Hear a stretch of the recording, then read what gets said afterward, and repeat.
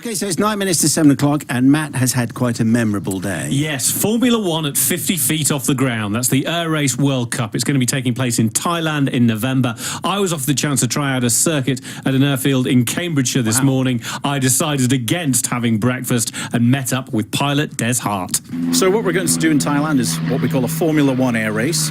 It's a type of sport that's been around since the 1950s. They used to race these little midget races, as they used to call them, out in the US and Reno. The sport's carried on there. The aircraft have evolved significantly from speeds of 170, 180 miles an hour up to now 250 miles an hour plus. We're going to go and do that in Thailand. So it'll be 8 aircraft racing wingtip to wingtip, 250 miles an hour, 30 feet off the ground, all at the same time on the course. Fantastic spectator sport. Right, hang on. 30 feet in the air and 250 miles per hour. Yep, that's correct. Yep. Goodness, it gets pretty interesting. Yeah. Yes, I'll bet. So you mentioned Formula One in the air. So there's overtaking, and even at that speed, at that height. Yeah, there is. I mean, we have a strict regulations for overtaking. So you're only allowed to pass on the right, just to keep it a bit safer. Okay, so this is going to sound like the dumbest question ever. It's never stopped me before. What's the difference between what I'm about to do and me getting on a plane going out to Spain?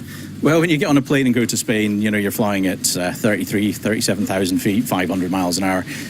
With this, you're right down on the deck. You really notice the speed. You feel every bump.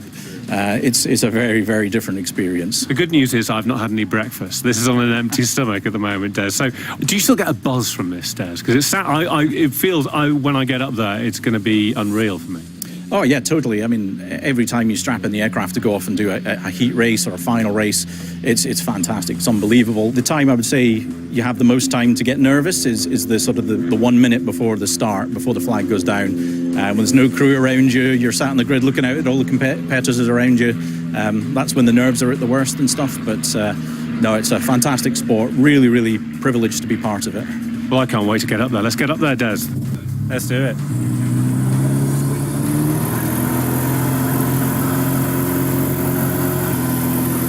Okay, we are up. Wow, I can feel the bumps. The wingtip just feels like it's just scraping, but we're probably about 50 feet above? Goodness me. I didn't realise my knuckles were so white hanging on. Wow, it's so quiet up here as well.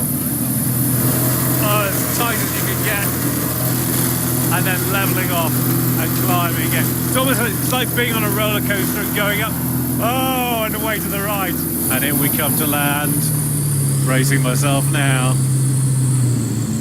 And we are down. That was smooth. I was expecting that to be far bumpier. You're obviously very good at this. That was excellent. Many thanks. That was Matt earlier. Oh. The idea of overtaking seems inherently very, very dangerous. Yes, but clearly they know what they're doing. Was it the right decision not to have breakfast? It was. All right. Yes. Bag of chips needed.